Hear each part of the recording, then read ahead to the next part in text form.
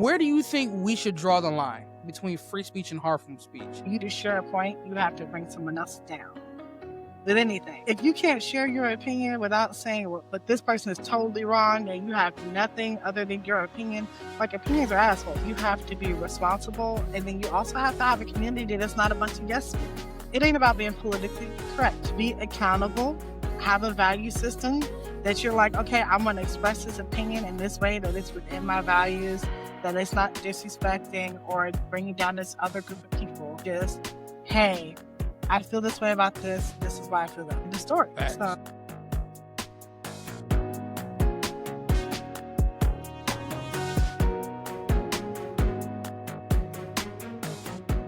Welcome in, everybody, to the Cool Down Den. I'm your host, Stu. You guys already know what to do, man. We are here for another great episode. This week, we are talking about voices and what it is to have a voice. The responsibility behind those voices. What you're allowed to say, what you're not allowed to say, and everything in between. Okay. All right, so we're talking about having a voice. We're talking about the responsibility of those voices and what all it means to be a public figure, right? We're going to dive straight into it, man. We're in a time right now where pretty much everyone has a platform. I was just talking to a lady here about how, well, not lady, I was talking to Bunny here about how easy it is to have a platform and to make money on, especially in the social age we in. But not everyone feels free to use it for multiple different reasons. So the first question that I want to pose to the panel here is, when you hear the phrase voices versus views, right? What does it mean to you personally? Do you think? Oh yeah, what do you guys think of person when you guys hear the phrase voices versus views? I'm gonna let Preston go first. I just pressed mute. My fault. Voice. Okay, go ahead. You good? Voices versus views. Your voice is something that you use very much so, like it's just the way you use and say different things. Your views are how you see different things, your perspective, your upbringing, basically what you feel. Because we can have two similar voices but two different views, and it's just, for me, it's very, very different. Just because your views can be shaped by how you were raised, who you were raised by, the community that you were raised in, the experiences you had. It's a lot of different things that can shape your views, and your voice basically is really shaped by you, in my opinion. I agree. I definitely agree, man. Just, your voice is shaped by you, your experiences, everything like you said. Everything that you said, though, like, is very true. In my opinion, just real quick, that, like, when I think of that question, I've been told this a lot. That I say some stuff that's very controversial all the time on my streams, sometimes on my podcast.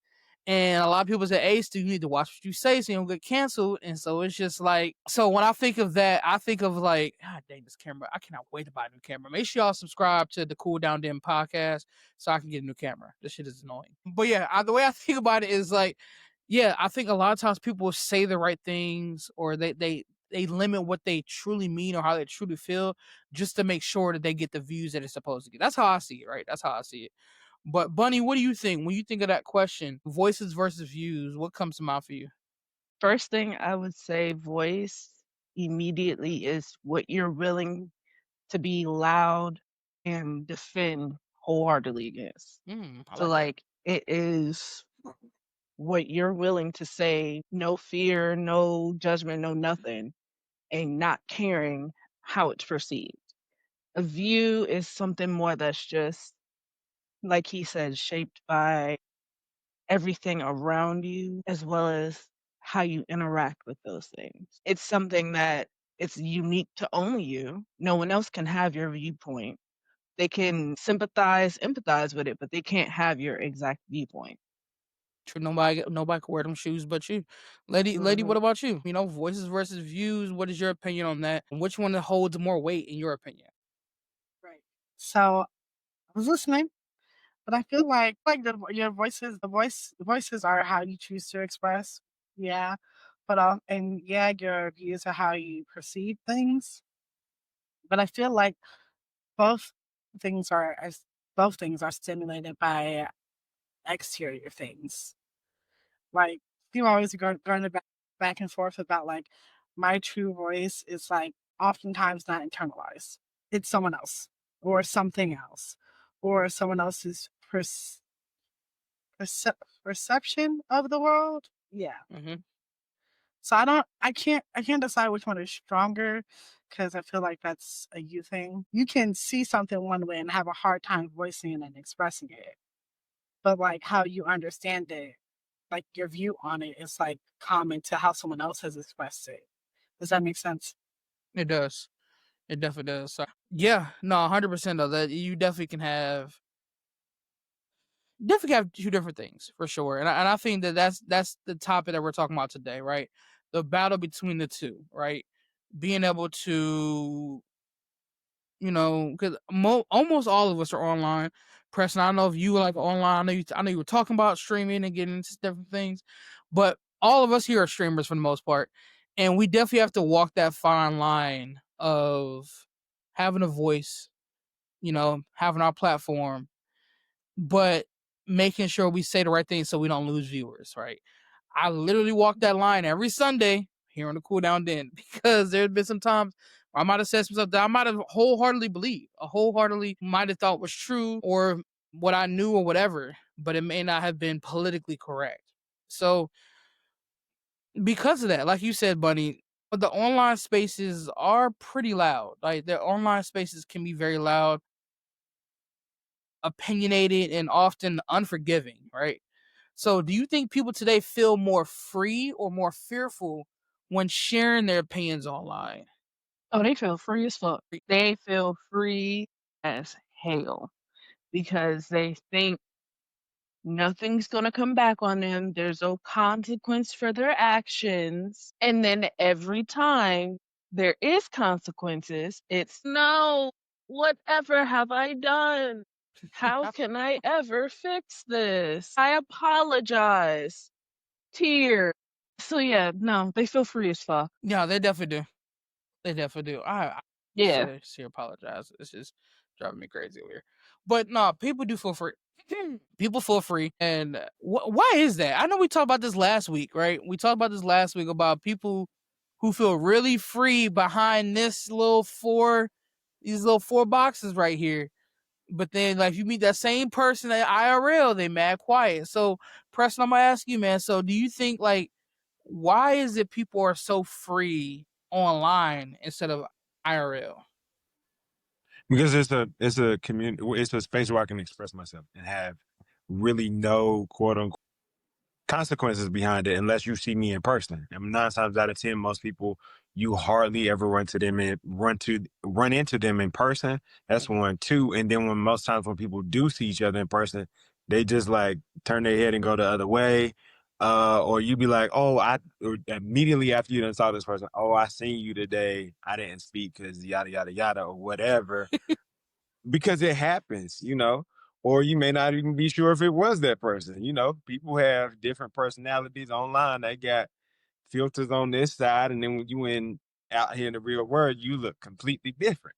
So it's a little bit of both. I just think that a lot of times the internet has given us a freedom and a space to express ourselves in different capacities, and people haven't understood the capacity of how much that they have the freedom to do that, and or that there are consequences with certain people. Yeah, people haven't realized the freedom that online communities have, right? So that's what I took from what you said, like the freedom behind it, right? The freedom of being able to say what you want, right? So what sparked this episode for me was I was looking at this whole thing with Jimmy Kimmel. If anybody in chat, yeah, I know what's going on with Jimmy Kimmel and I was gonna say Jeffrey Dahmer. I forgot the dude's name. Whatever that dude podcaster's name was. I don't even know. I didn't know nothing about him. Kirk. Yeah, Charlie Kirk. Thank you. Because I don't know why Jeffrey Dahmer popped in my head, but Charlie Kirk. I literally don't know why that name popped in my head. But yeah, Charlie Kirk, man. I think if I remember correctly, that was the guy who was like famous for like he sets the table up and says "change my mind" or something like that. Was that him? Okay, so a little bit of what he does is he spews a lot of social rhetoric that incites violence. Naturally, he does a lot of stuff that is against people of color, and his viewpoints have really radicalized a lot of people. And within this Trump administration, it is basically like another person to advocate what he believes. And so with that, it has been in different platforms. He's been on 20 versus 1 or Change My Mind or whatever that show is, where he just sit down and debate with people. And on top of that, he was at a college in Utah, if I'm not mistaken. And again, sparking his rhetoric up. And his last words were, if a gun causes violence, it causes violence. And he ends up dying by a gun. So that's kind of really what it was. And then Jimmy Kimmel came on a couple of days later and made a comment about it, which at that point, a lot of people had. But I think that because his viewpoint was a lot different than a lot of other people's, they wanted to cancel the show, which the FCC director and Trump are like this. So, right. And on top of that, there was another company who was in the process of wanting to buy some more companies and TV stations, which would allow that company to have more than 33% of the market. So put a lot of other different things, when you control the market, everybody knows when you control the market, you can control what people see. Right. And ultimately it turns into what we see in other countries in dictatorships. So I'm going to show you exactly what I want you to see. I'm going to, kind of really dumb down and take everything else that I don't want you to know about and put laws in places so that you can't, essentially even view that stuff. True. And I think that's happening a lot. That's definitely happening a lot. Lady, we're going to move on to this question, but I know you didn't get an answer that. So I'm going to ask you to answer this one. Going based off of what Preston said, where do you think we should draw the line between free speech and harmful speech? Because like Preston just said, Charlie had a lot of harmful speech in the things he said towards the Black community and towards, women, a whole bunch of other people. But that's his free speech, right? That's his point of view. So where should we as a community draw that line? Okay. To a point, I have a lot of what I have to say goes around, I guess, being accountable or being responsible for the platforms that we're on talking. Like, yeah, you have freedom of speech, but then when you're on social media sharing your opinion, but then I draw the line with, for you to share a point, you have to bring someone else down with anything. If you can't share your opinion without saying, well, but this person is totally wrong and you have nothing other than your opinion, like, opinions are assholes. We all got one. Some of them stink. And just like, but my thing is, you have to be responsible. And then you also have to have a community that's not a bunch of yes men. Like, they gotta, like, it ain't about being politically correct. Be accountable, have a value system that you're like, okay, I'm going to express this opinion in this way that it's within my values, that it's not disrespecting or bringing down this other group of people. It's just, hey, I feel this way about this. This is why I feel that way. In the story. Facts. So, okay. Thank you. So what about you? Buddy? Do you think that, where do we draw this line? This is the line that's a lot of people stutter with back and forth. They go back and forth about it. Where does it become disrespectful to be honest with, your version of honesty? When it becomes detrimental to someone's mental, spiritual, physical, and emotional well-being. When you're doing something or saying something that is actively harming someone else, whether it be stereotypes made against them, judgments cast upon them. Heck, everybody saw what happened after, 9/11, with one whole demographic of people. Right. They didn't care if you even remotely looked like it. Same thing with COVID. They didn't care if you even remotely looked like it. Them judgments was on you. It was, yeah. No. So once it gets to that point, it's no longer freedom of speech. You're just harming people. And you want to see the world burn. Everybody can be Joker. Everybody can make the world burn for sure. Okay. No, I definitely hear you on that. Because that was actually, I was going to play devil's advocate here. But I think you made that very clear. Cause I was going to play devil's advocate and just ask a question here.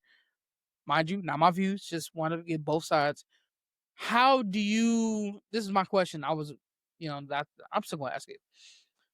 how do you know, right? Because we also live in a world nowadays where everybody, and lady, don't, you already about to jump on me. Stop. Let me ask a question.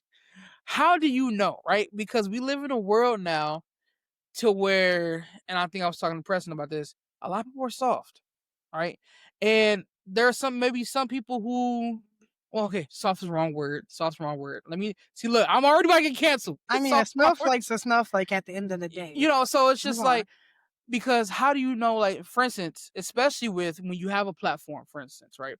This podcast, for example, I don't know everybody who watches this. I do my very best to respect everybody that comes on the show. Now, obviously, Charlie Kirk did not. He does not care to respect people. He gonna say what he got to say and whatever, right? Me personally, I try to respect everybody that comes on here. But even with me trying to respect everybody that comes on here, I'm gonna fuck up. I'm gonna mess up. I may say things because I don't know everybody who's watching trigger. Everybody has a different trigger. So with that, I guess that's a question that's not on this list. At least I don't think it is. Go back and look. Is how can you manage what you say or what you do when you don't know every outcome? Because nowadays you can get canceled for an accident, for an accidental thing, because you had no idea somebody's trigger. I have some tech. Can I say it now? Okay, yeah, go ahead. So that all still goes back to what I said earlier about having personal responsibility and accountability. Also, know your fucking audience. Know who you're talking to. And at that point, anybody that pops in and is offended is not part of your demographic and not your intended audience. Now, as long as you're not over here hate speeching, like your fans that are your fans, or your people that are your people, your tribe will come. Right. And they will know your heart, because if you have this character and integrity and you're accountable and you have a value system that you follow when you speak, and you're not just out here being flippant with your words because you have a platform. And you decided to have a platform. That's your problem and that's your responsibility. True. You can't get mad about, and then and it's also like you gotta walk that line of knowing your audience, being responsible with your words, and also not being a people pleaser. Express yourself, know your people, but you don't have to lick everybody's asshole to make them happy. They don't like what you said. They don't need to be here. Person. I'm more of a kissing person myself, but no, I'm just no, I hear you though. I thought her dope soul was trying to come in. Yeah, so Prez. I don't think I asked you this. So where do we draw this line, man? Where does the line go between harmful speech and respect, or just being yourself, truthful to yourself? For me, I feel like anything that you got to kind of question, right there, that right there should automatically let you know, like, okay, yeah, that should probably be all. If you have to, like, let me think about this. If you got to think like that, then you automatically know that you will probably offend somebody. And again, offense is one of those things where it's easily given or taken at that point. And there are a lot of things and aspects of things that are happening in the world today where the level of sensitivity is different from when we were probably kids. And there's a lot of things that in our community in general that we needed to probably talk about in that space, and we didn't. And because now we're in a space to where all of these different things are completely different, we adapt to different things. So whereas then when we were probably younger, therapy was unheard of. It was out there, but in our community, you didn't do it. It was one of those things where, like, you did that if you was extremely crazy, or we just gonna take you to church. We're gonna pray for you. We're gonna get through this. And I am a firm believer of prayer, but you also, some of us need therapy too. We need prayer and therapy. You need both. Yeah. So I'm a, like, I just think that the timing has changed for a lot of different things. And because we all carry a phone in some capacity, or we all have these social platforms, it gives us a point of reference to say, hey, this is my platform. This is what I want to say on here. This is X, Y, and Z. But it goes back to what you were saying earlier. You have to, number one, be cognizant of who your audience is. Number two, be aware and be self-aware and hold yourself to accountability to know, like, if this is what I'm saying, it's only two outcomes of this. Either people are going to agree with it or you're going to offend people. And you're the person who can control all of that. Because number one, you got to shoot it. So if you say it, or unless you're live, you still are up there. So it's got to come out of your mouth. Or you got to type it out, whatever that looks like. So you are in control of that. That's where all of that falls back on you. So beyond anybody else, however they perceive it, that's them, but it's all on you. Because if I don't say it, you can't never be offended by it. If it's just a thought or it's just words that I've written to myself and I never say it or I never put it on any platform, it's all on me. So it really goes back to you, honestly. It does. The line on that is you can say everything right and still offend somebody. You can politically say X, Y, and Z, the words that are, for whatever and whoever and all of this. Somebody can still be offended. So it really comes back to the person. And I told you this earlier when we were in, just in the lobby, just talking a little bit. You can always just swipe past somebody's stuff, block them. You don't have to entertain anything that they got going on. If it's an in-person conversation, you can always walk away. You have a choice to what you consume as well. Just as I have a choice to what I spew out, you have a choice to what you consume. So it all goes back to everything is a personal choice. That's just me. It's not law. I just feel like that everything is a personal choice. And the moment that your quote unquote personal choice is taken away, then we have more problems in other areas. But for the most part, what you consume and what you say is all a personal choice. Man, you said that, you hit the nail on the head right there. It's a personal choice. I'm a firm believer in that. I'm a firm believer, and it's a personal thing, right? And I'm gonna say this. I'm not a big believer, a big fan of cancel culture. I'm not. I don't think cancel culture, and for the reason because it's gotten too big and too crazy, right? Cancel culture has wanted to cancel people just because that nigga wore a black shirt today and it's offensive to the people who wear white shirts. It's crazy, right? It's just gone out of insane. And so cancel culture has become one of those things that's really just toxic in a way, right? Really, really toxic. So, I'm gonna open this up to you, buddy. Do you think cancel culture is protecting people or silencing people's honest expression or viewpoints on certain things because they're so afraid of being canceled, of losing their platform, like Jimmy Kimmel almost did? I'd say it's a little of both, actually. I know that sounds kind of impossible, but hear me out. On the one hand, it is protecting those who need to be protected by being. There you go. Sorry. It's protecting those who need to be protected. Please don't do that. Please don't jump on my lap. He's a daredevil. He looks special. He looks special.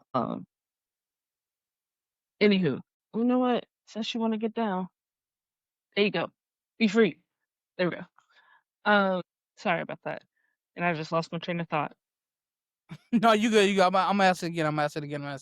So, do you think cancel culture is protecting people or silencing people's honest expressions? It's both. It's protecting those who need to be protected, especially like the children and stuff like that. Case in point, what was it? Nicki Minaj and Cardi B. They brought up each other's children, like in a Twitter beef, and it was some shady ass shit.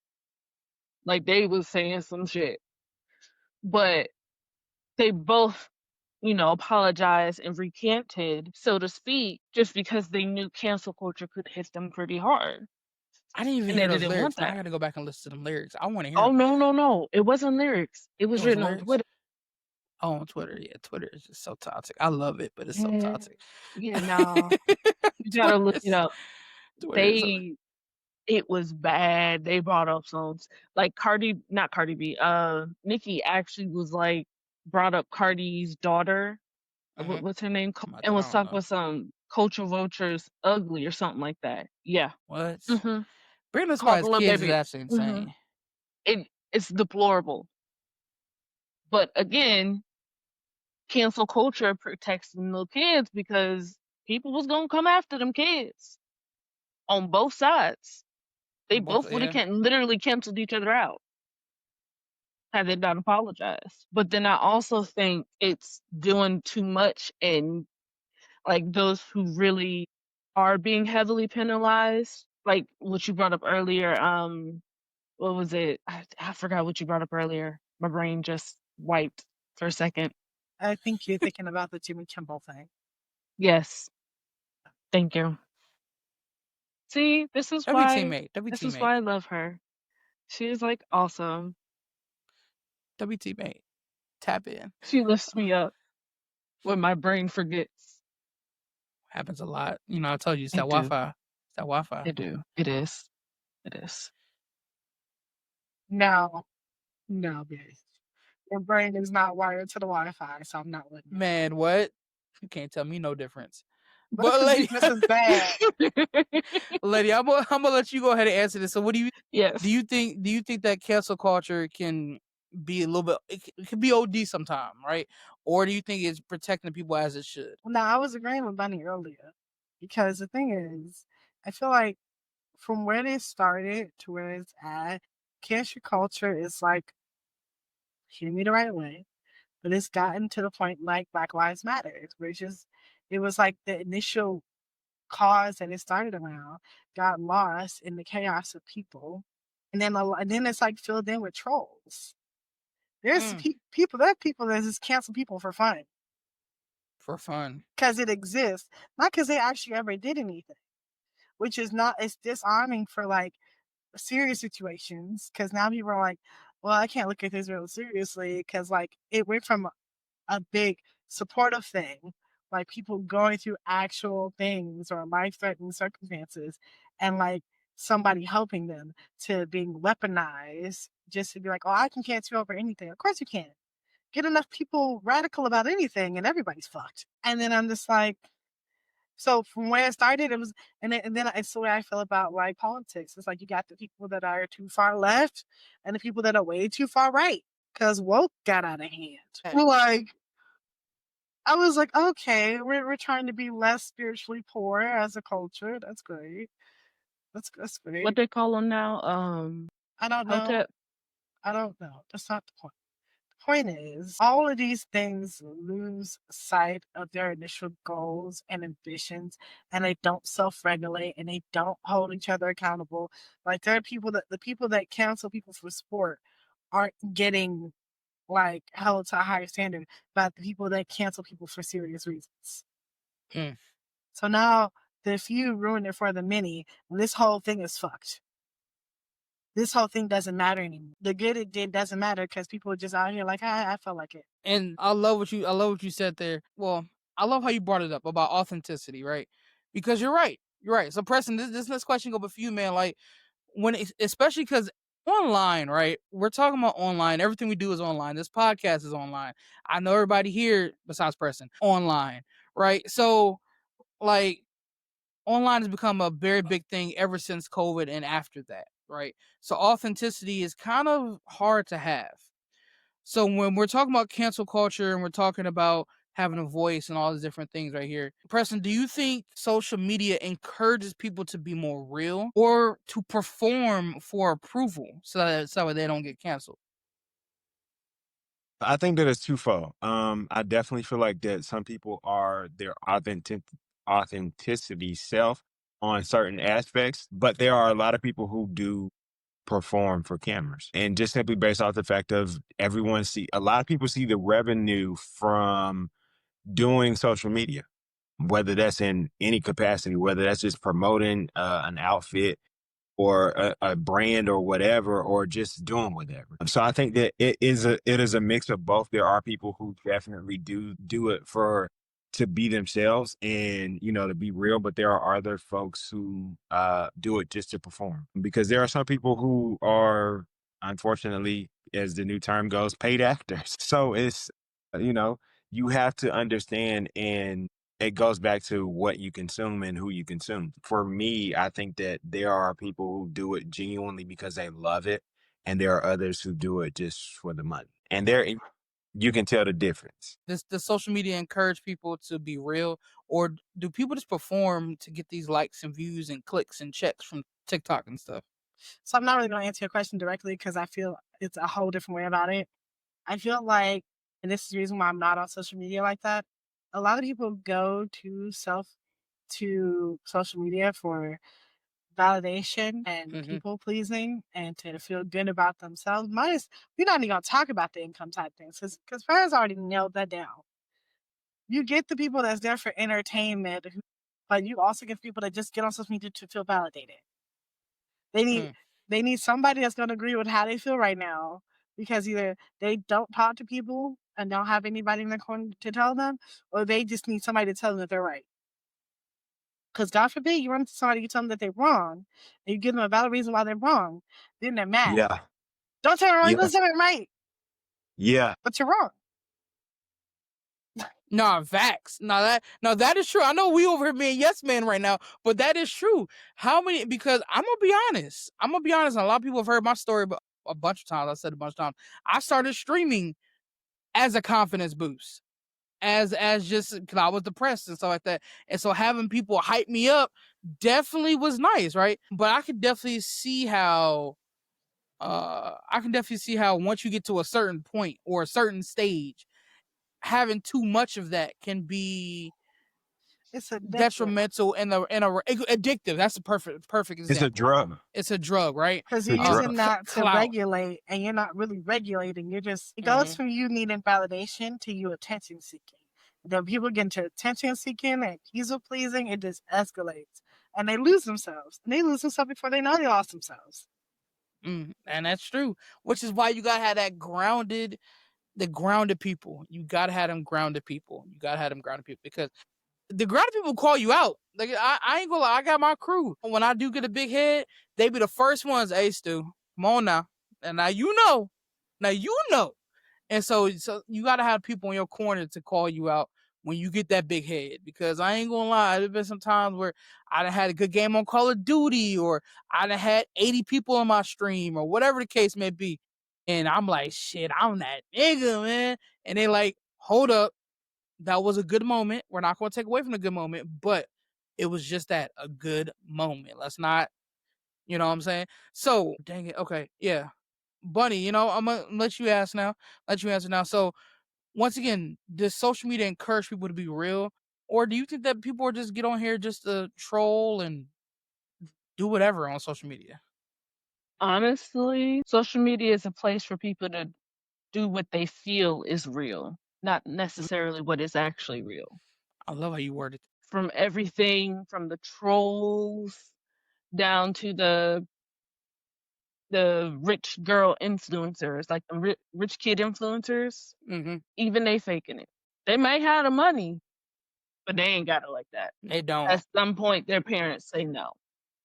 Some people over here not paying their rent just to make a YouTube video. Like it's definitely it's definitely kind of crazy out there. So I love how you worded that. I love how you put that, because that's true. Authenticity, like I said, is really hard to come by nowadays, because people, and like Preston said, man, it's the money behind it, man. Like people see that check that you can get on YouTube, that check you can get on TikTok, and they like, you know what?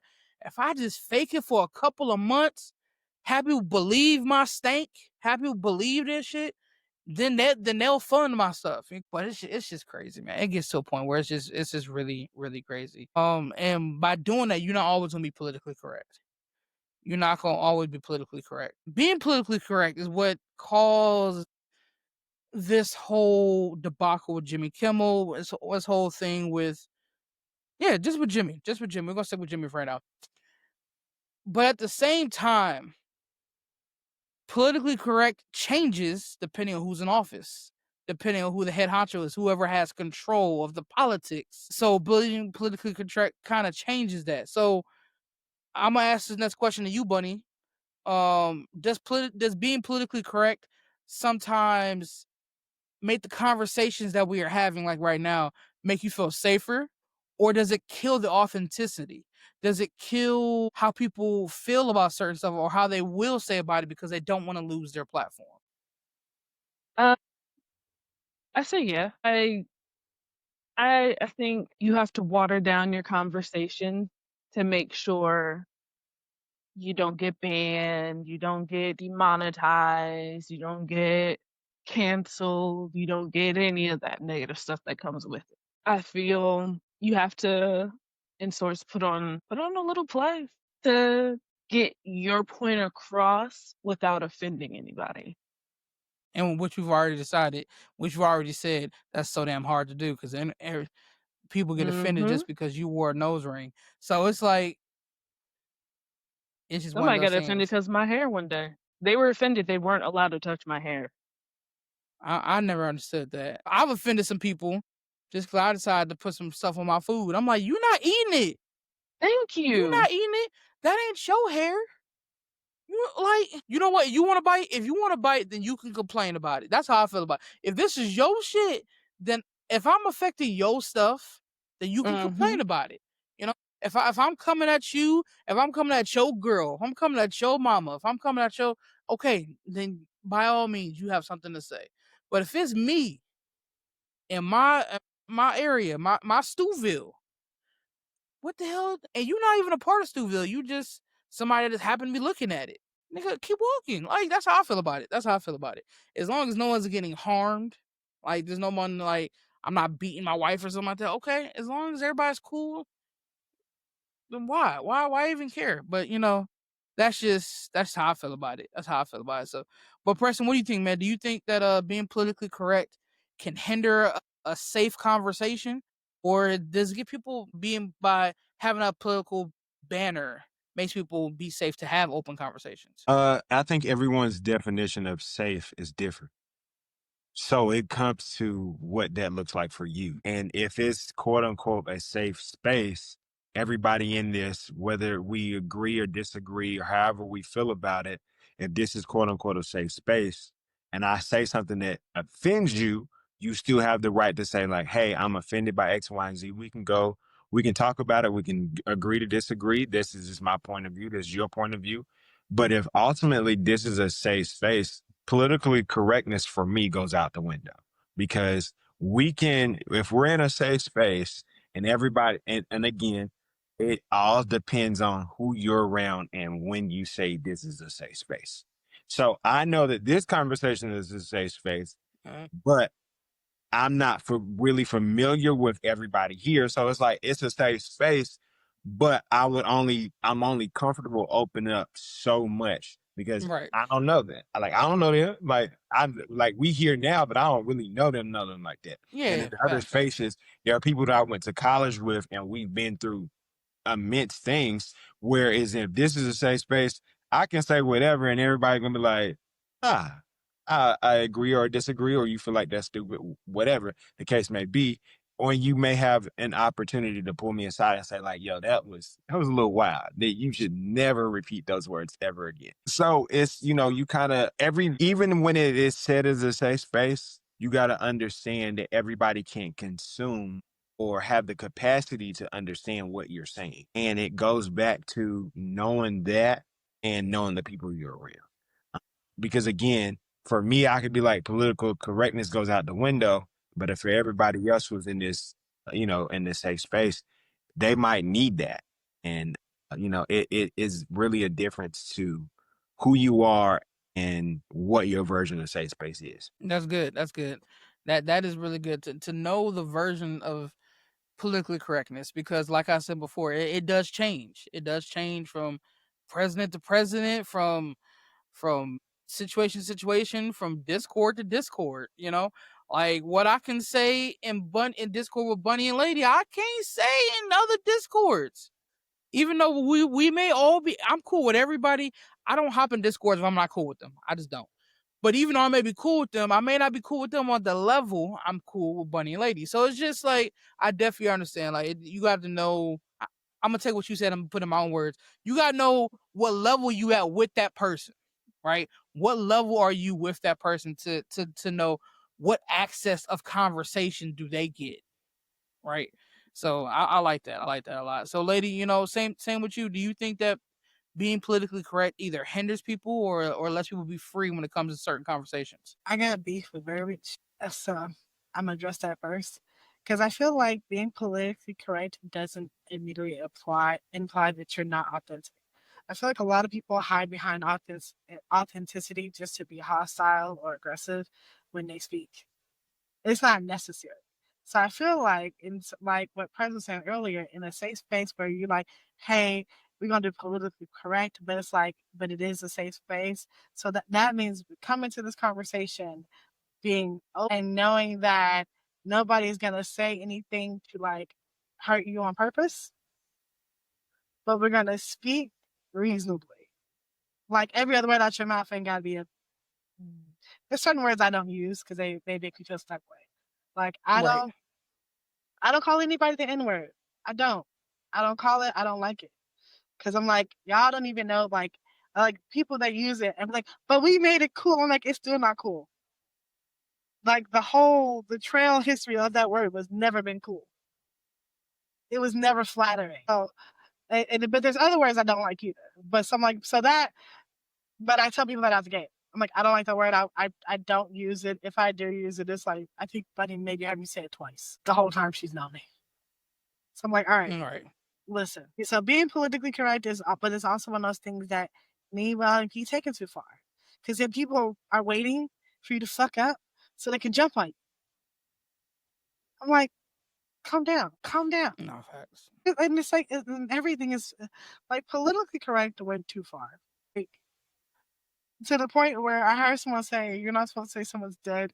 You're supposed to say that they're living impaired. Bitch, they're dead. What do you mean? I ain't never heard that before. Living impaired? What Roll the that hell? back. Right, I ain't Roll that back. never heard that one before. Living. You caught me off guard with that one. Say that again. Never. I ain't never. Buddy's looking. I'm like, yeah. In all my 32 years of life, I ain't never heard that. Somebody say they did. What? Say that again, lady. You said they not dead. They what? They're living impaired. They living impaired.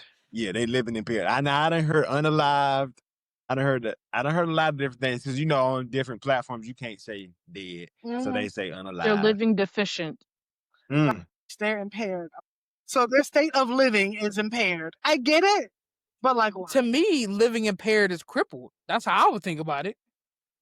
And maybe that word is that word politically correct? I don't know. But look, like, but that's the problem.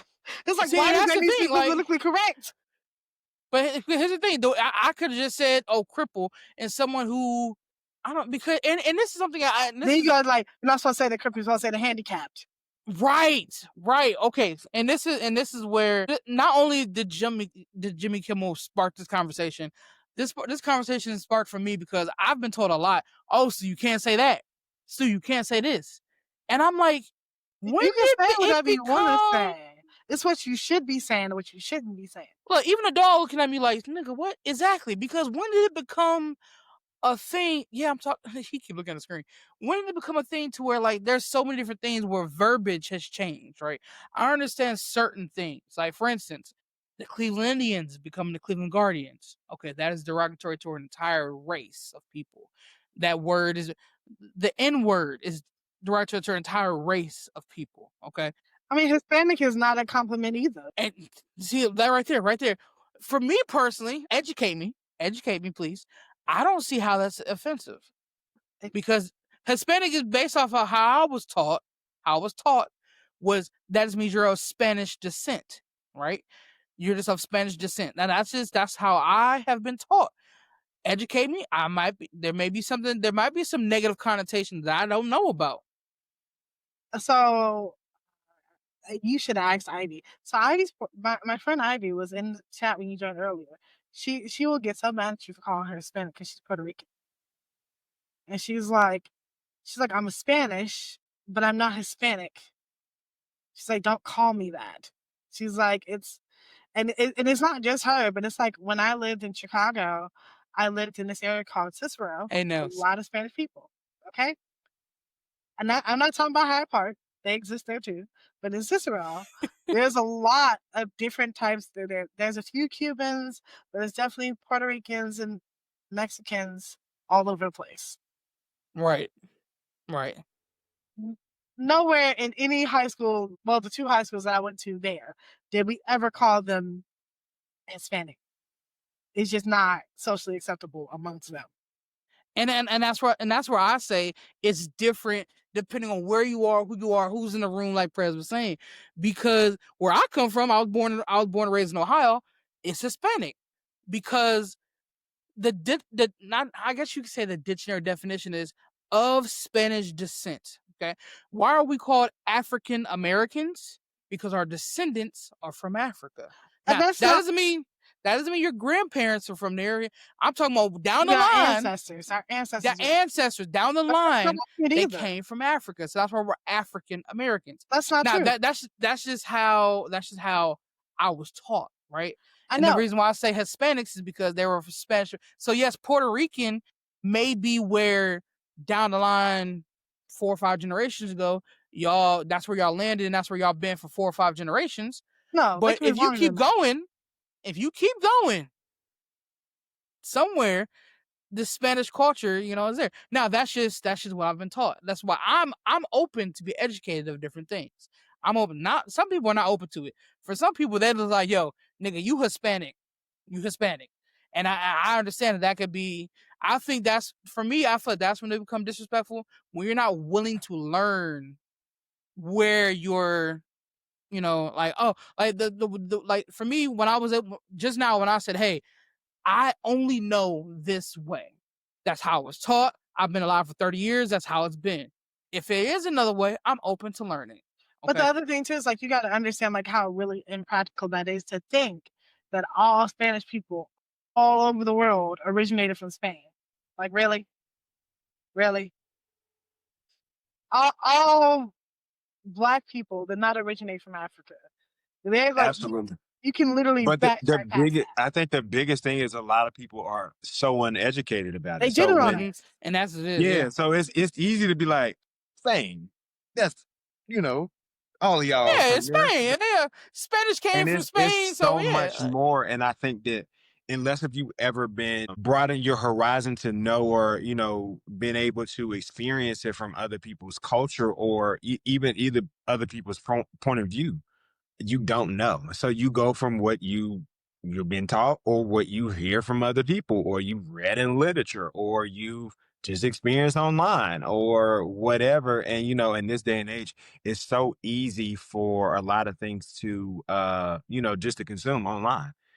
We live in an AI generated TikTok, chat GPT, kind of connotation of everything. And what you say online for certain people is law. So I can take that and be like, yeah, that's exactly what that's supposed to mean and yada, yada, yada. And that's just the world that we live in.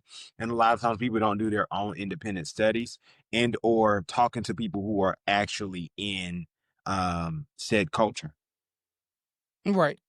100%. You got to be able to talk to those people who are in that culture because the same way, because everybody's story is different. I know we're talking about Hispanic because that's just what we landed on. But yeah, I can say like I lived in Arizona for a very long time. That is a very heavy Latino culture, right? Is it Latinx now? No, I got a question. Okay. Because you just said that. I don't know if you see what you just did there. What's the difference between somebody being Latino and Hispanic? You don't know. One's Latin descent, I guess. Nope. Once again, I don't know. But I'm saying because Latin is a language, right? Once again, I'm down to be. I'm just giving you something that you need to think about and reflect on. Okay. Like I'll go ahead and I'll do the research. I know you would. That's why I'm not gonna give you the answer. Yeah. I'm just gonna tell you. You need to think about that. Cause like Ivy's Puerto Rican and she'll be like I'm Latina, but but don't fucking call her Hispanic because she gonna fight and she can cuss you out to save her life. She called me a soggy butter biscuit today for leaving y'all. For leaving her to come over here. That's why it's like her. A soggy butter biscuit. What's a soggy butter biscuit? And then I asked her. She said she broke it down too. It's the breakdown she gave. She said it's the leftover biscuit at dinner that nobody wants. It's explanation that make it worse. I'm like, that's what I said. That's what I said. Then she proceeded to call her husband an idiot bitch. She don't need to be cursing nobody out. I like her. We're gonna get her on the podcast. We're gonna have to get her on the podcast. I like her a lot. Good luck with that one. So I'm glad you brought that up about the difference between Latin and Hispanic, right? Because there is differences. There definitely is differences. And I will personally go and do the due diligence to learn that, because I do want to learn that. I do want to know the difference, because just like I always say, there's a difference between a black man and a nigga. There's a difference. There's a difference between a father and a daddy. There's a difference between a father and a dad. Thank you. There is a difference, right? So there's differences in a whole lot of different things, right? So I'm gonna pose this to you, Bunny. What do you think the difference is between being loud, right, online? Actually, I skipped the question. We'll go back to that one. But what do you think the difference is between being loud online and being truly heard? The louder you are, the less they listen. The quieter you are, the more they understand. Quoting Bunny scriptures. I can't even call it scriptures, but they Bunny scriptures. Like, you're giving clips. She making clips easy for me. Say it again. It's the truth. The louder you are, the less they listen, which means the less that they hear, absorb, comprehend, and understand. But the quieter you are, the more they actually focus up and be like, you know what? I should try this. Hold on. Let her cook. Let her cook real quick. Okay. Those are the ones that you ask for advice and they give you that advice from the goodness of their heart. But when that advice stops coming, it's because you stop listening. And there's no point in them talking and wasting the words. Like I used to tell people back in the day, you ain't finna waste my free minutes. Hey, man, free minutes. 9 p.m. sharp. You ain't finna waste my free minutes. Can we? I think real quick, we need to go back to when minutes cost money. Yes. Because I think there are so many things. I think relationships were more pure back then. I think a lot of things were different because niggas like, I'm literally having to pay to talk to you. So since I have to pay to talk to you, is your conversation even worth this payment that I'm having to do? Otherwise, it's after 9 o'clock. All bullshit is after 9 o'clock because that's when it's free. It's free after 7, 9, whatever plan you was on. It's free. I could talk bullshit after 7 o'clock, but before 7, you cost me money. So what's up? So I think that we might have to go back to that. And low key, it solved a lot of issues because you couldn't cheat if you had to pay for the minutes. Man, you can read every single text message back then. No. You could read every single text message back then on bills. Oh yeah, true. Pause. I mean, you still can't now do that for it. You can still you can call the bank and ask for transcripts. They'll send it to you. Yeah, you can do that now. But it was easier to access. It's not hard. No, it's still easy. It's not hard. Well, listen, I'm gonna figure out what my man doing. I'm gonna figure it out. Ain't about all that. I just dated the guy, and then he can try to call me a liar, and I need a receipts. That's all. Because like, just because you deleted the text messages don't mean they didn't happen. Just saying. You live in a culture where receipts is so heavy. Bro, receipts are so heavy nowadays. People got receipts for everything. I ain't got for everything. I went and got it. You got to. So, hey, so Preston, what do you think the difference is between being loud and being heard? Like, difference between being loud and truly being heard when it comes to being online? I think it goes back to literally what she said. But on top of that, for me, I think that when you are loud, so it's the biggest thing when I don't fight anymore. But at one point, there was a time in my life where I was a fighter. All right. So my uncle always taught me, the loudest one in the room is scared to fight. It's the quiet ones that's gonna unalive you. They're gonna whoop your ass. If there's somebody doing a bunch of barking, they don't really want to do that. If they quiet and they don't say nothing, let's just go outside. You already know. You better stay your ass in that building. Mm-hmm. They on that type of time. So, I think that it really goes back to what you said earlier. The more you put it, because you can be loud and wrong, unfortunately. It's one of those things, just because you're the loudest, that doesn't mean that your point is getting across, number one. Number two, it doesn't mean that your information is correct. And 3, it don't even mean that people listen to you because you're loud. For certain people, they start to tune out loud frequencies. It's just like racket in their ears. And they don't even, they don't even listen to that. And sometimes that it's not about what you say, it's how you say it. So you can have the right message, but because you loud and boisterous and yada yada yada, I don't even want to receive that. Versus if you being, and it just your tone of voice and all of the things that you say and do, could possibly make me understand what you're saying a little bit more. So for me, I think it's online. It really goes back to who your audience is and all of those different things. But I definitely think that you can be loud and wrong. And we've seen that in the last couple of weeks here, even with the LSU receiver. Literally, the police department was wrong and loud, so much so that it caused him to unalive himself and take his own life, just simply based off the fact of they were wrong. And for me, I feel like if your criticism is going to be that loud, then your apology and the praise that you give after that needs to be just as loud. Just Louder. Louder. Well, we know they ain't gonna do louder. You know what I'm saying?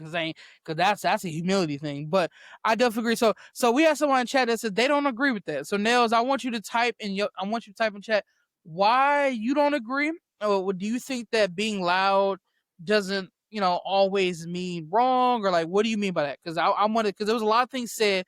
I want to make sure everyone's heard. And while she types that, lady, I want you to give your opinion on this question here. Once again, is what's the difference between being loud online and truly being heard? Like, what is the difference between being loud online and making sure your message gets across? I feel like I want to know what I was gonna say because I'm curious. Because she said that's not true in all cases, but I'm also like, there's two different things that he said. Because he said you can be loud and right and people still tell you out. It just depends on who's ingesting the content. I mean, that's what we were talking about earlier, was about knowing your audience. All right. So like being obnoxious don't necessarily mean people are gonna pay attention. Because that's what I equate being loud to. Bunny, this happened when me and Bunny were in a call a couple of days ago. I was trying to tell somebody something and people were talking over me, and then I realized I was getting loud and I was like, I'm gonna stop talking. And then I was like, no, why are you still talking? I'm like, because y'all not listening. And then to prove that they wasn't listening, they asked a question about something I was trying to explain to them, not even 5 minutes later. And I was like, oh, one, yeah, I got loud, but then I got loud and said I need to stop talking. Because I feel like if I have to get loud to get I feel like when you got to get loud, you're doing it more for attention, not to deliver a message. I would agree with that, right? Here's something I've learned in my 4 or 5 years in content creation. Loud is very good for clips. They're very good for clips, right? But I'm not just Nails, you different. No, Nails, you're definitely different. You're definitely different. I've been in Nails' stream, and she's a very loud person. That's when we're talking about loud. That's what we're talking about. Yeah, when we're talking about loud, I mean, I think we mostly mean obnoxious, right? Because I think a lot of people can be obnoxious and loud, right? Not just like the volume of it, but the people like who scream and yell about certain things just to get their point across, right? Like, and that kind of goes with what Lady was saying. Like, you gotta, it's different, right? Because when you look at people who I would say is very loud people, when I think of loud, just straight volume, I think of Speed. I think of Kai Cenat. I think of here's the crazy thing. I don't think Kai Cenat that loud. I think the people he bring on are loud, but Speed, Kai Cenat, I'm trying to think of some other people here. Tim the Tap Man, Nick Mertz, not so much Nick Mertz, but just people like that who are, and that's where I came up with being loud is great for clips. It's great for engagement. It's great for people like to see those little TikTok 10-second, 5-second clips where it's just like, oh my God. And I think being loud can sometimes drive in a point. It can drive home a point. Now, whether that point is right or wrong, it doesn't matter. It's the fact that it drives it home. That's how I see it, right? And it makes it's kind of like, and that's how I see it. When you're loud about certain stuff, it's kind of like everybody shut the fuck up. I'm talking, right? Which is fine, because sometimes you need to have those moments. Sometimes you need to have a moment where everybody needs to shut the fuck up because I'm talking, right? But it's at the same time, some people are just naturally loud because that's just how their family was raised. and everybody was raised to be quiet. Some people are just very prideful people, and so they're just naturally like that, which is fine. Nails, I love your stream. If someone's watching this, I can still receive this message if it makes sense. And that's true. Nails, I will also say you are a grown-ass woman. You are a grown-ass woman who has a very strong head on her shoulders. And so your filter is a lot thicker than a lot of other people's filters. I think the whole point of today's episode was, we're talking about people who don't have that strong of a filter. They on social media, they get sensitive about whatever, kind of like how Jimmy Kimmel almost got canceled for talking about something. When you really dive into it, it was crazy that you really are going against them. But and that's because people's filters aren't thick like yours. People's filters is, oh my God, that offended me, even though I don't know shit about it. For instance, lady could have been super, she could have went off, she could have got really loud about what I said about Hispanic, but she didn't. She's just like, okay, look, that's not really how it goes.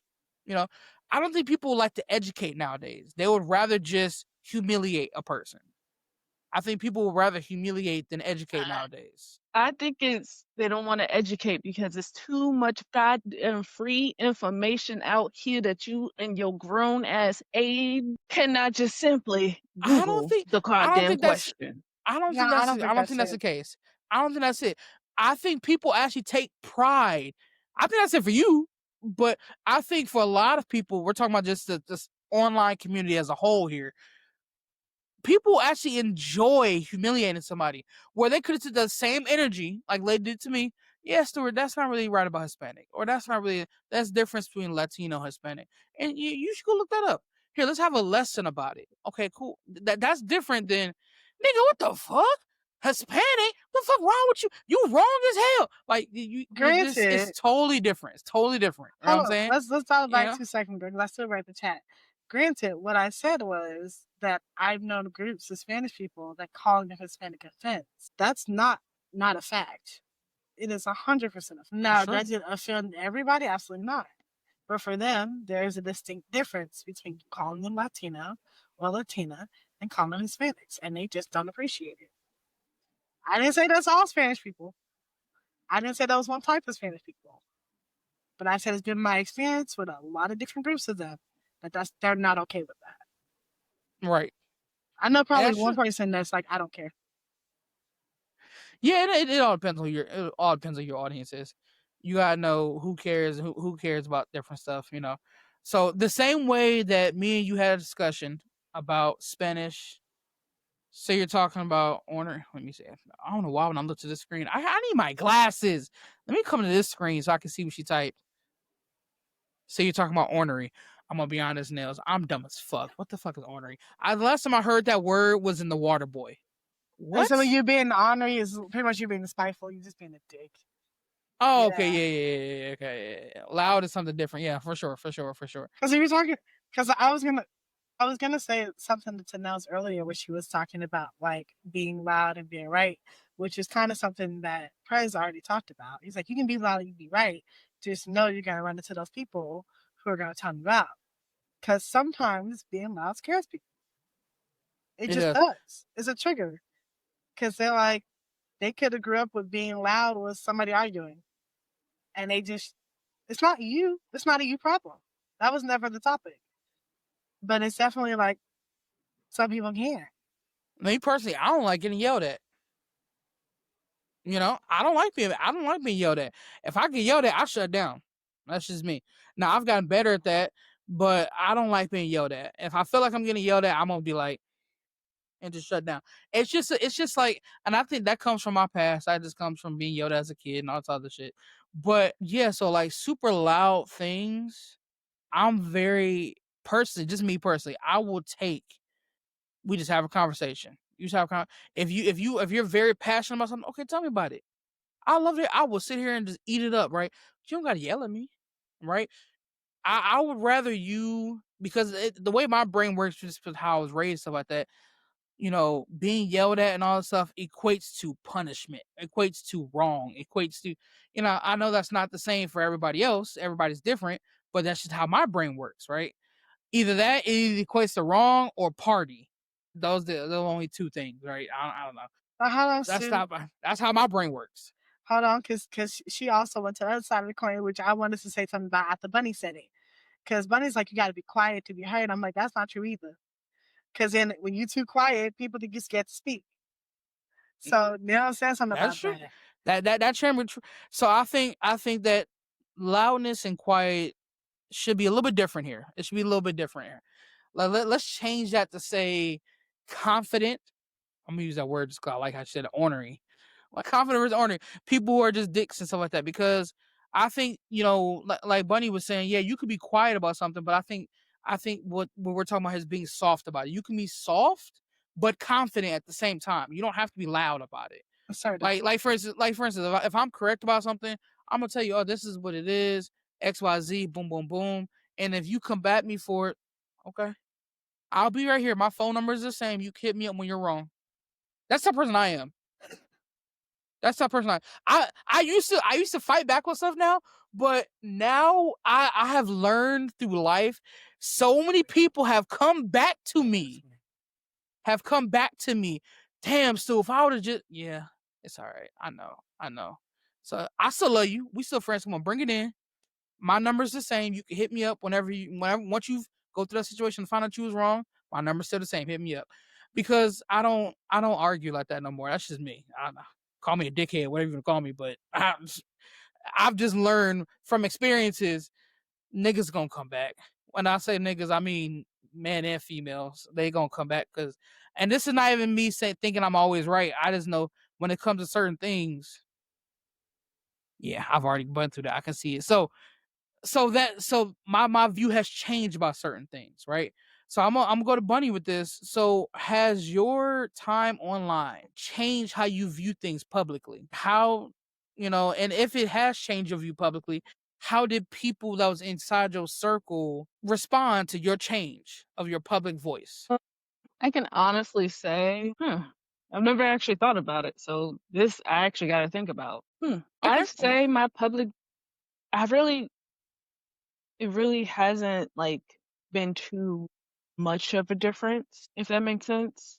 Like Okay. my views have always tended to be the same. Now with therapy, my views have changed on a lot of things, but that's in relation to like personal stuff, Right. not necessarily politically. Politically, my views have just stayed the same. I feel that. Yeah, and the reason why I ask is, I mean, how many times have we seen somebody go and say, oh, that tweet was from 10 years ago, 12 years ago, whatever. And then because people do that, especially cancel culture. Cancel culture will go back 15, 20 years from a Twitter post from 2006 and try to crucify you in 2025 for something you tweeted when you was 10 years old. And so people obviously change from 10 years old to 30, right? But cancel culture will make it seem like that's not so. So, Press, for you, man, same question, man. Have you ever done something, I guess, back in the day, and then your views have changed publicly? And if so, how do people respond to that change? I think that you should always change. There should be, if you're not growing, then you're dying. There should be something that has changed you in some capacity, whether that's a conversation with someone and you did your own research, or there's a life experience that because you can only go so far as where you've been, and you can only take people as far as you've been. So for me, much like you said, you kind of, when she went to therapy, a lot of her thought processes and things that she, kind of would evaluate or go in certain situations change, because now you have a different outlook on something. So whereas in where you would probably responded this way before you went to therapy, now that you're in therapy, you respond a totally different way. Like, oh, I don't have to go and yell and do X, Y, and Z to get my point across. Hey, this is how I feel. These are the boundaries that you have crossed, yada, yada, yada, and said and be said. And then, hey, we can either be cool after this. And if we're not, I'm okay with that, because I've said my point and you said yours. we just are gonna agree to disagree, or we just gonna come to the realization that this ain't what it is no more. So I definitely feel like that you should definitely grow in a lot of different capacities. I'll say for me and dealing with being online and a lot of different things, for me now, just because it's posted does not mean it's the truth. Because a lot of times people just go for the quickest thing to like just get rage bait, clickbait, or just to post something just to say, I'm the first person to do it. In actuality, they have no idea what they're talking about. This, like you said, I just seen a post about Bronny James having what they were saying was another heart attack. And it was like, it was from the original post 3 years ago. So, and I'm like, so you got to do your own research. And I think because a lot of people are just posting for clicks and, or, comment sections and all of these different things to do that, I think that it kind of puts a hindrance on everything that we have now. And to be honest, I question everything because AI is it's so generated right now that people are posting any and everything and making it seem like it's real and it's really not. So for me, I think that that's just man. Let me tell you something about AI. Let me tell you something about AI. I've seen some stuff from AI that is insane. What was it? Tim the Tatman's assistant, Whips, created a video of Nadeshot and talking about Nadeshot was eating a hot dog and just some other crazy shit. But the video looked so real. It looked just like Nadeshot. His mannerisms, and I'm just like, yo, that's scary. That's actually so scary because with so much misinformation already out there, right? Maybe I'm just a negative person when it comes to trusting other politics and all other stuff. All I see is so much bad things about. And I talk to customers every day, especially older customers, and they talk about, I see this on Facebook, I see that on Facebook. You can't trust this, and I'm just like, these old people buy that. Like they buy that shit easily because they can't tell the difference because AI has gotten so good that it's hard to tell the difference. Like now I can tell the difference with certain stuff because like, okay, that person's finger was like melded together or something like that when, just because the graphics isn't that good. But like for the most part, AI has gotten to the point where it's very, very good. So that's scary. AI is a gift and a damn curse for real. It is. It's a gift and a curse. It's a gift and a curse. And it's definitely really, really scary. Did anybody not answer this question? I feel like everybody answered this. The difference between being loud and okay. No, lady, have you ever changed your view publicly? Like, let's say 5-10 years ago, whatever, you said something online and now you come back and you don't feel that way no more. I think we said this already. I don't have a big social media presence. I was never that person. But there was some things that was said to me about me like 10 years ago where I like started doing like self-development, and then I like ran into some things I said to my mom, and then she was like, well, and it was just like my view of myself changed. So I didn't agree with something that she said about me because I wasn't that. It was this other thing that was going on. And how she responded to it was that instead of trying to understand where I was coming from about like how I felt about that situation, she's like, wait, so you're blaming me? And I was like, no, I'm trying to inform you. Trying to let you know that you thought this way and this is what was going on with me, when actually this is what was going on with me and it's still going on with me, but I'm working on it. Right. So that's the best example I got. Okay. Yeah. And man, going back to the AI stuff, because I mean that's just, I don't know, it just struck a chord with me, man. But no, like we live in a world where everything's clipped, man. We live in a world where everything is generated and being fake has become real now. And so I guess the next question I'm gonna ask, I'll let you answer the first, lady, is how can we have the safe space that we talked about before, prayers, and the genuine conversations, the respectful conversations, when everything that we say can be recorded or clipped out of context or edited to fit whatever viewpoint, whatever the editor wants it to be. I feel like that goes back to something I was talking about earlier. Because I'm like having your presence online is a choice, and that's just a risk you run. Because I'm like, you know what you meant, you know what you said, you know the context that you said.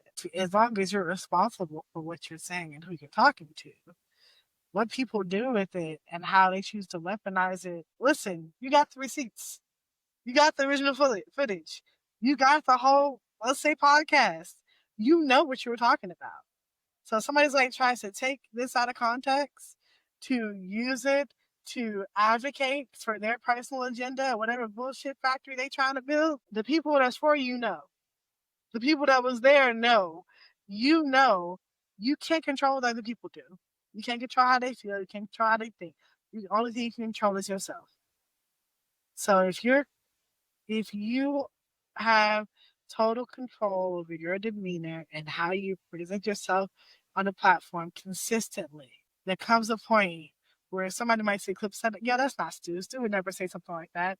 He never back up something like that because you showed your value system. And you've been consistent in how you present yourself online. That's true. That is true. I appreciate that. I try to be. I ain't gonna. I try to be consistent, and I tell people who recently know me, like Nell just recently met me here not too long ago. You know, Bunny and them. Y'all have known me for Bunny and Lady. Y'all have known me for about a month and a half, 2 months now. So y'all kind of new, right? Prez know me for a while, but he's meeting the new online Stu. So it's just a little different, right? But let's say like the online Stu is totally different than IRL Stu for sure. So I guess the only people who can really say they've seen me since the OG online Stu would be like Jay Mello, right? He's been there since 2020 when I first started this shit. So I actually had this conversation with him not too long ago, where he's like, "Yeah, Stu, man, you didn't change, bro."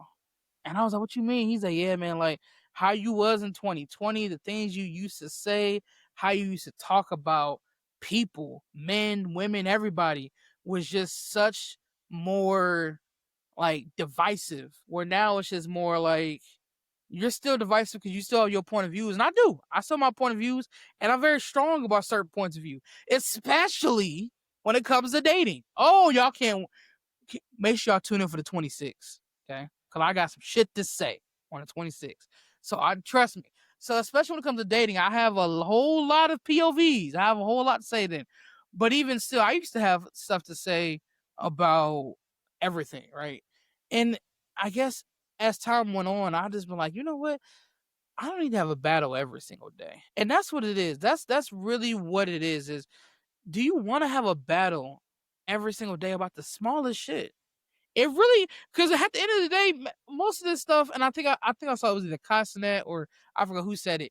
Maybe it was Tim that said, most of the time after a year, that moment that you thought was a crisis, ain't nobody gonna remember it because the internet is so fast, it's so quick. So most people won't even remember that, you know. So it's definitely something that I've learned to just chill out, So not everything needs to be heard. It's not even that it's fast though either, Stu. It's that it's so oversaturated. There's so much information constantly flooding in that people that went out of they go out of their way to dig up some old shit, they were very meticulous and malicious about that journey. They knew what they was after. Had to be, because if you had to get some crazy, I ain't gonna lie, I do make it kind of easy. If somebody did want to cancel me, I do sometimes make it easy with some of the shit that I say. Because and my homegirl Vibes tells me all the time. They say, Vibes says, Stuart, I know your heart, and I know you don't mean a lot of shit you say. But for somebody coming in, some of the shit you say, if taken out of context, you make it way too easy to take you out of context. And I was like, yeah, I know I do. But that's how you get them clips. You know what I'm saying? That's how you get people to the street. Yeah. But no, that is definitely bad. So, Press, I'm gonna go back to you. Same question, man. How can we build a safe space that you talked about before? How can we build and have genuine, respectful conversations, knowing that anything and everything can be clipped out of context? For me personally, I think it goes back to where she just said, like, you got the full podcast, you got the clips, you got whatever. Even if you are going to go back and do that, Okay, well, hey, cool. Well, you took this out of context. Here, you only took this section of it and you put it at you posting it as rage bait or clickbait or whatever. No, here's the full length of that clip. Here's the whole sentence before and the sentence afterwards. Because it's just, and I'll equate this to the Bible. A lot of times people take scriptures in the Bible and use them as this, and this, not understanding that it was written from a contextual standpoint of what was happening in that time, in that region, and who he was talking to. So it's a lot of different things that people don't understand, to where there are, again, this is a contextual point and basis to where it's specific to this particular person and or this particular situation. So there are things that are in that alignment that you have to understand. And because if you only take this section of something and put that out there, then you only got that to go off of versus what was said before that and what was said after that. That makes it a complete thought. So I think that the biggest thing is you kind of, when you do anything and you put it out there, it's subjective to whoever and whomever, and how their viewpoints and what their voice is. So it takes a lot of different things to basically, it can be anything, but you open yourself up to that when you put that out there online in any Right. capacity, whether good, bad, or indifferent. So that's just really what it is. You open yourself up to it. Yeah, you definitely open yourself up to it, and that's actually why for a long time I didn't want to do a pod. Well, I did a podcast at first. Okay, that's how before I even started streaming, and then I was just scared to do another one because people are already telling me, Stu, how you talk on stream is you should have been canceled 10 times already. And I feel like, I used to say all the time, it's my stream. Like you said, Brett, it's my stream. If you don't want to go to Big Stu Gaming and you don't like what Big Stu Gaming got to say, nigga, there are a million other streams on Twitch. Go to them, right? But at the same time, if I want to have a space, whether I'm gaming or doing a podcast, to where my community, my guests, can feel safe to talk how they want to talk, be how they want. Because me personally, I don't judge. Unless you out here killing people or some shit, or you eating people or some shit. That's totally different.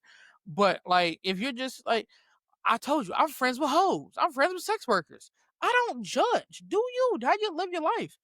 But if I want to have that safe space where people are safe enough to talk how they want to talk and not have to worry about the politically correct banner that we talked about before, there are some things you have to do as a creator to make people feel safe in that, and make people feel safe, for lack of better words. All right. Like, yeah, I know if I go on a cool down, then man, still gonna be chill. I can say what I want to say, and I have to worry about, lashback or whatever.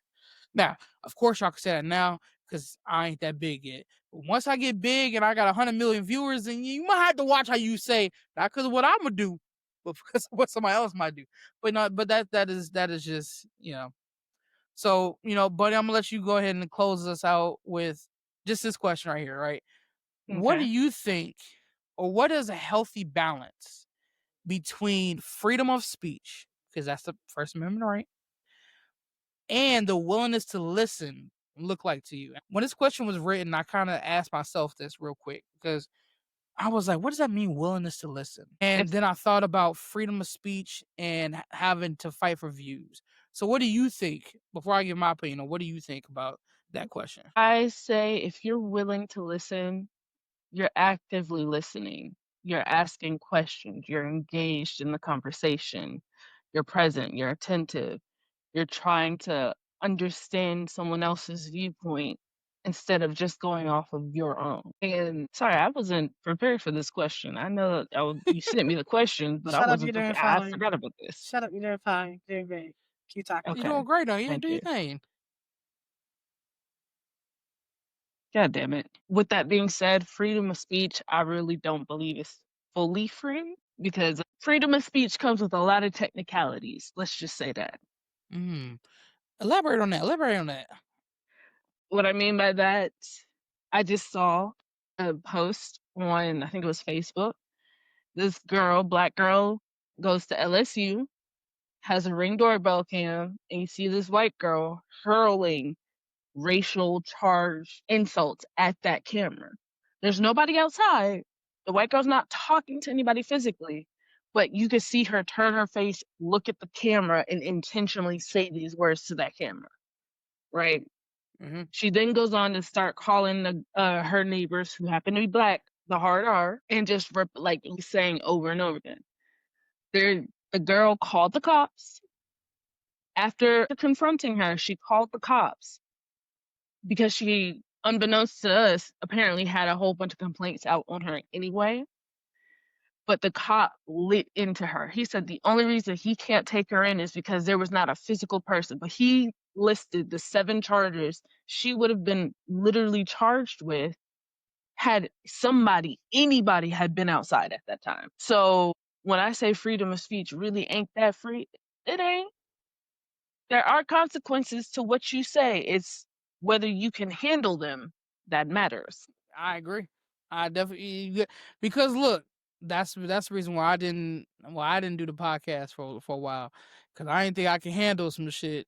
Even though I'm who said it, I'm like, dang, I might say some shit to piss somebody off, and I'm gonna lose viewers, and I'm almost at 1,000. I'm gonna go down to 800.